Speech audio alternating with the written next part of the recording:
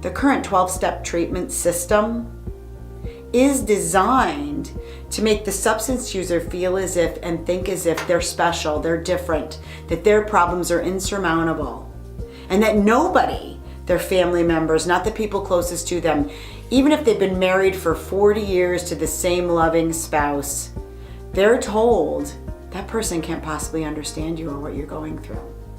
So you need to surround yourself with people just like you. I can't tell you how many families that I've watched break apart because of the treatment model that we have today. It's a serious problem. From families being told that the way you should help people is through tough love, it's through cutting them off, to the substance user being told your family's enabling you, they're harming you. I mean, these are not accurate, and they're definitely not helpful. While substance users are told when you go into recovery you need a support system. But then they're told that that support system needs to be made up of other addicts and alcoholics, because those are the only people that don't understand them.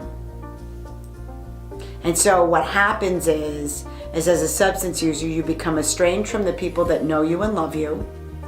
And then you become close to people that you don't know, that are there for the only reason that they're there is for a very self-centered, self-serving reason, which is, I gotta be with you so that I can stay sober and drug-free. And it becomes this strange world, this strange subculture that you live in. You build your family around a bunch of people who don't really know you very well and who have their own agenda. It's a problem. And so at the Freedom Model, we knew we have to educate families. We have to, number one, show them that they can be okay. That not only can their loved one be okay, but they can be okay too.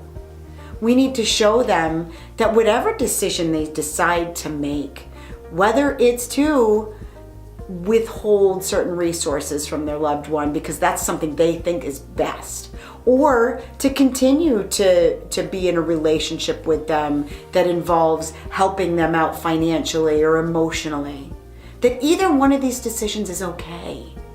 That it doesn't mean that you're sick, and it doesn't mean that you're harming your loved one.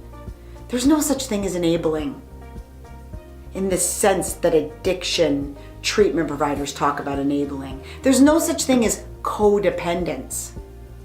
Staying in a relationship with someone who has a substance use problem is a very personal decision. And I equate it with, if you can look at it this way, and we talk about this in some of our products, staying in a relationship with someone that is a substance user who may be stealing from you or abusing you emotionally or physically, that's a personal decision you make.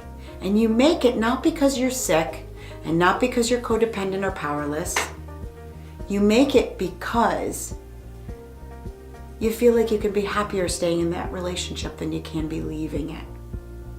Because you're getting something from it, whether it's peace of mind, whether it's whether it's, I'm giving my son money so he can have food to eat. So at least now I'm not worried that he's going hungry.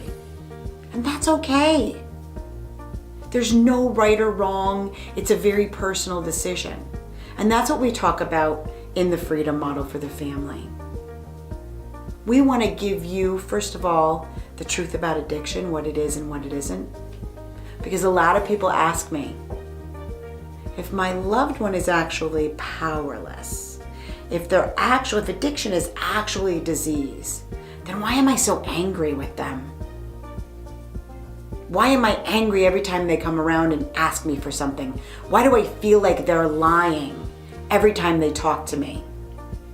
I wouldn't think that way if they were sick with cancer or if they were sick with another actual illness.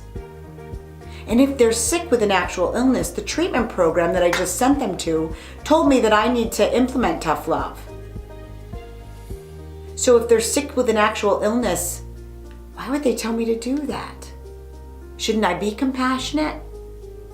We answer all of these questions. And there's not a quick answer to any of them other than what you've learned is wrong. What you've learned about addiction is wrong. What you may believe about it is wrong. A lot of people will say to me, I know it's not a disease, but I don't understand how they can stop. I feel like that they don't have the ability. They do. They haven't found a reason to stop. And just like a loved one staying in a relationship with a substance user stays in a relationship with that substance because at this point in their life, they believe they can be happier with it than without it.